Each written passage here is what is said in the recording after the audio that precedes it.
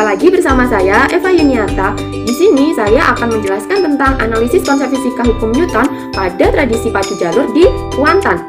Tugas ini diajukan guna memenuhi tugas dari mata kuliah etnofisika dengan dosen penampung Dr. Rifati Dina Handayani MSI dan Dr. Sri Handono Budi Prastowo MSI. Tugas ini disusun oleh saya sendiri, Eva Yuniarta, NIM 18021112076 dari Pendidikan Fisika kelas. Nah, sekarang saya akan menjelaskan konsep dari etnosains dan juga etnofisika.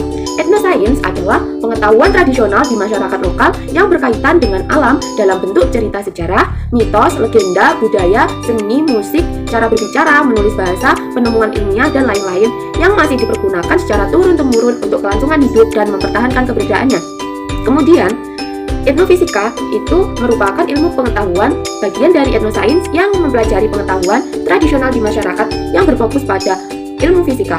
Etnofisika adalah ilmu yang mempelajari dan menyajikan pengetahuan terkait antara fisika dengan budaya seperti alat-alat pertanian dan juga permainan tradisional. Kedua hal tersebut berhubungan erat dengan kearifan lokal. Nah, apakah kalian tahu apa yang dimaksud dengan kearifan lokal?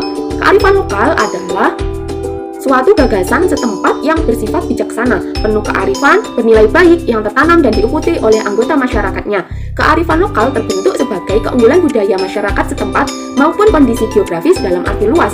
Kearifan lokal berperan dalam melindungi dan melestarikan potensi alam, mengembangkan potensi masyarakat, mengembangkan budaya dan pengetahuan, nasihat religi, literatur, dan larangan, berarti sosial dan keindahan. Pacu jalur merupakan kearifan lokal yang berasal dari Riau.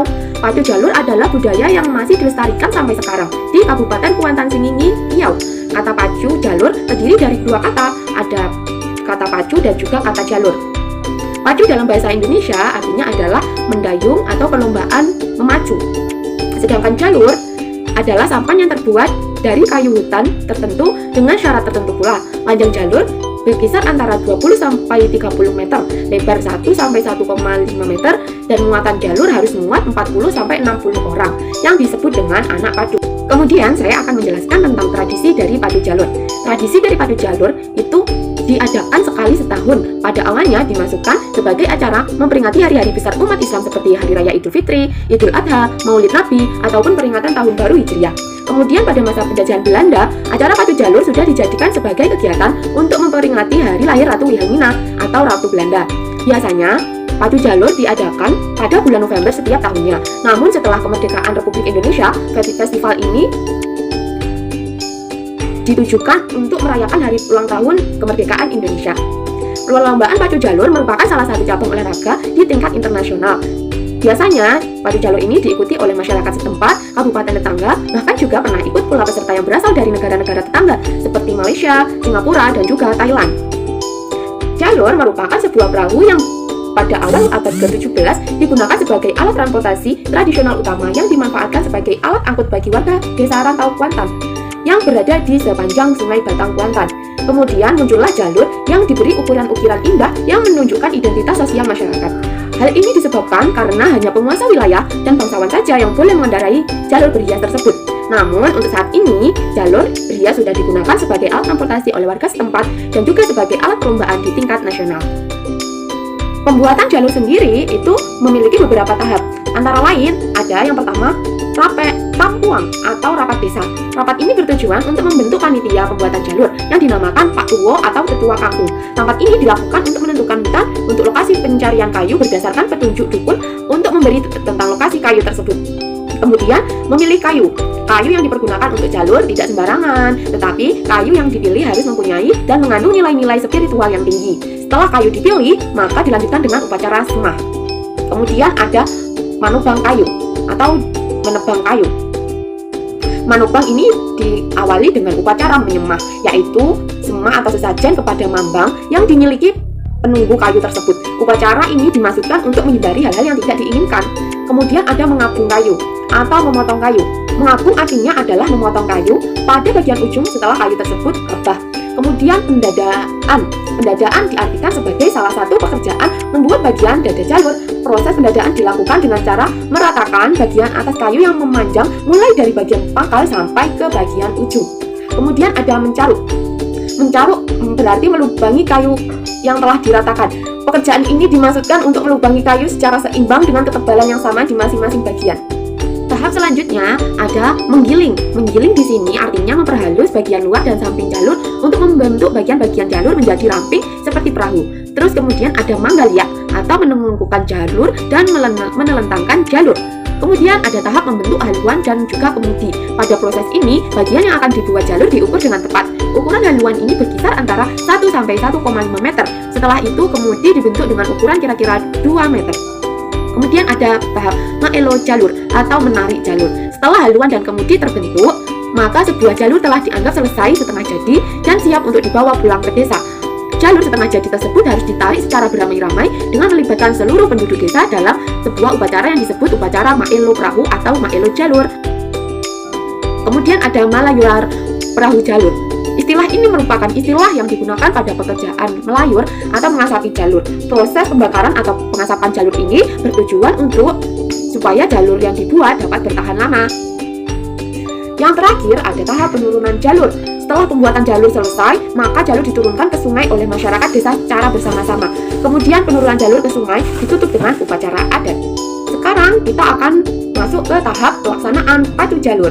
Pelaksanaan pacu jalur terdiri dari 3 bagian, yaitu antara lain pacu jalur mini yang diikuti oleh seluruh kecamatan atau desa sekabupaten Kuantan, Sikini, Riau. Kemudian yang kedua adalah pacu jalur eksibisi yang diikuti oleh kabupaten seprovinsi Riau, organisasi, instansi, dan pihak perusahaan lainnya. Dan yang terakhir atau yang ketiga merupakan pacu jalur tradisional yang diikuti oleh seluruh peserta jalur yang ada. Setelah terdengar suara dentuman meriam tingkat tali sebagai tanda pacu jalur dimulai, maka anak pacu akan mulai memacu dan mendayung jalurnya secara bersamaan. Anak pacu yang duduk di sebelah kanan dan kiri bagian jalur akan mendayung secara harmonis dan mendayung jalurnya dengan cepat. Gerakan pacu atau mendayung harus selaras di antara setiap anak pacu jalur, supaya kecepatan mendayung tidak terhambat. Di bagian depan jalur itu berdiri seorang anak laki-laki yang berpakaian adat yang menari mengikuti irama dayung, yang disebut sebagai tukang tari jalur. Kemudian ada juga seorang laki-laki dewasa yang berdiri di antara anak pacu jalur di tengah-tengah jalur yang dinamakan dengan tukang timbor ruang. Kemudian di bagian belakang juga ada anak laki-laki yang berpakaian adat dan berdiri yang disebut sebagai tukang onjai.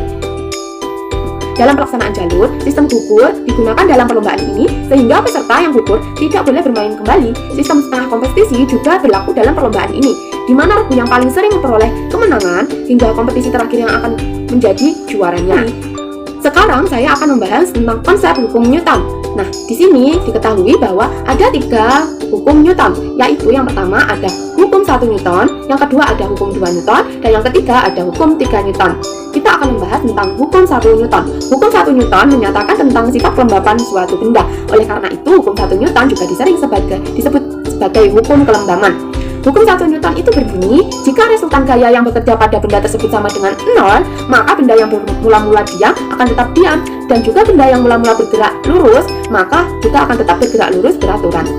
Nah, secara sistematis, hukum 1 Newton dapat dituliskan, yaitu sigma F sama dengan 0. Kemudian, kita akan membahas tentang hukum kedua Newton. Hukum kedua Newton menyatakan tentang hubungan antara perubahan kecepatan suatu benda dengan massa dan gaya yang bekerja pada benda tersebut. Hukum 2 Newton berbunyi, jika ada resultan gaya yang bekerja pada suatu benda, maka akan dihasilkan suatu percepatan dalam arah yang sama dengan resultan gaya yang besarnya percepatan suatu benda itu sebanding dengan gaya yang bekerja pada benda tersebut dan juga searah dengan gaya. Tapi percepatan berbanding terbalik dengan massanya.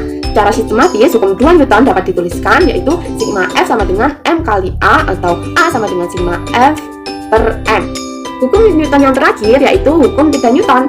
Hukum 3 Newton menyatakan tentang hubungan gaya aksi dan reaksi yang bekerja pada suatu benda. Hukum 3 Newton berbunyi, jika kita memberikan gaya sebagai gaya aksi pada suatu benda, maka benda tersebut akan memberikan gaya juga yang disebut sebagai gaya reaksi, yang besarnya sama tetapi arahnya berlawanan.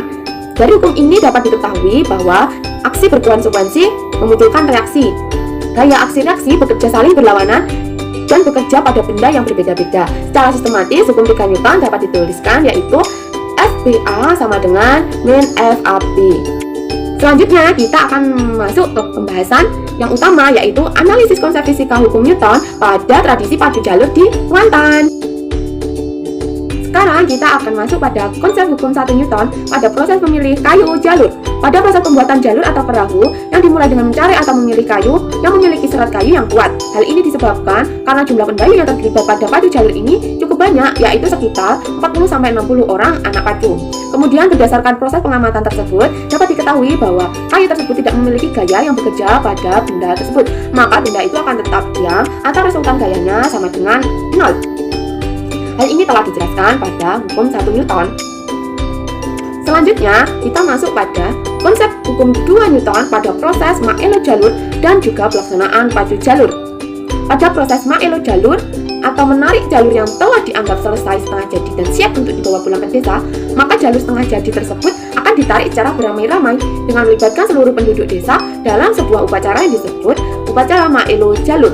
Dalam proses mengelot jalur ini, terdapat konsep hukum fisika tentang gaya tarik di mana jalur yang setengah jadi akan ditarik secara beramai-ramai.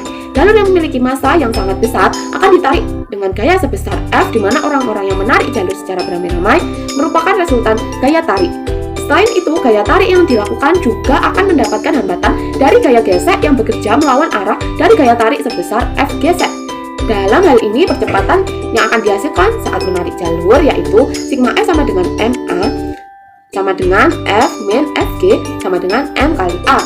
Dengan percepatan, maka percepatan sama dengan F min FG per M. Kemudian ada pada proses pelaksanaan pacu jalur. Ketika seorang pendayung mendayung jalurnya, maka jalur yang bergerak dari keadaan diam sampai melaju dengan kelajuan tertentu. Jika pendayung yang lain juga ikut mendayung jalur, maka jalur yang bergerak dengan kecepatan dan gaya 2 kali lipat dari kecepatan awal, sehingga resultan gaya berbanding lurus dengan percepatan sebuah benda. Dan yang terakhir adalah konsep hukum 3 Newton pada penurunan jalur dan proses mendayung jalur. Saat jalur akan diturunkan ke sungai, maka warga desa akan mengangkat jalur dengan cara memanggul jalur dan terdapat hubungan antara jalur dengan tangan maupun bahu yang memikul jalur tersebut. Gaya ke bawah atau FAB akan diberikan oleh jalur dan orang yang mengangkat jalur akan menghasilkan gaya ke atas atau disebut dengan FBA. Gaya-gaya ini mempunyai arah yang berbeda tapi besarnya sama. Hukum 3 Newton menyatakan bahwa gaya berasal dari satu sama lain pada kedua benda ketika dua benda tersebut berinteraksi selalu berlawanan arah dan besarnya sama, sehingga persamaannya dapat ditulis sebagai FBA sama dengan min FAB. Kemudian pada proses mendayung jalur. Pada proses mendayung jalur, para pendayung atau anak pacu akan memberikan gaya aksi pada air dengan mengarahkan dayung ke belakang supaya jalur dapat melaju ke depan. Sedangkan air juga akan memberikan gaya reaksi terhadap gerakan dayung anak pacu jalur. Dalam hal ini, faktor utama yang paling mempengaruhi kecepatan jalur adalah gaya dorong jalur. Dan yang terakhir, adapun nilai-nilai yang terkandung pada tradisi pacu jalur ini. Nilai yang terkandung di dalam tradisi pacu jalur antara lain pada kegiatan Rapek Kapuang, yaitu musyawarah yang bertujuan untuk mencapai mufakat. Kemudian nilai yang terdapat pada proses memilih kayu, yaitu ketelitian dan kehati-hatian dalam menentukan serta memutuskan suatu masalah.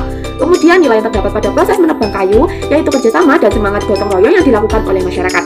Nilai yang sangat terlihat pada proses mengelot jalur dan penurunan jalur ke sungai, yaitu semangat gotong royong sesama masyarakat. Nilai yang sangat terlihat pada pelaksanaan pacu jalur adalah pentingnya suatu kerjasama dan kekompakan dari setiap anak pacu untuk mendayung jalurnya secara selaras supaya jalur dapat berjalan dengan cepat untuk dapat mencapai kemenangan. Kemudian, adapun filosofi dari tradisi pacu jalur ini. Filosofi yang terdapat pada tradisi pacu jalur yaitu tangan-tangan saling bergenggaman, langkah rempak diayun, berat beban sama dipikul. Yang artinya, tangan saling bergenggaman untuk memulai langkah awal dengan memikul beban secara bersama-sama. Sekian penjelasan yang dapat saya berikan pada pertemuan kali ini. Semoga bermanfaat. Apabila ada kesalahan, mohon maaf sebesar-besarnya. Sekian dan terima kasih. Assalamualaikum warahmatullahi wabarakatuh. Sampai jumpa lagi.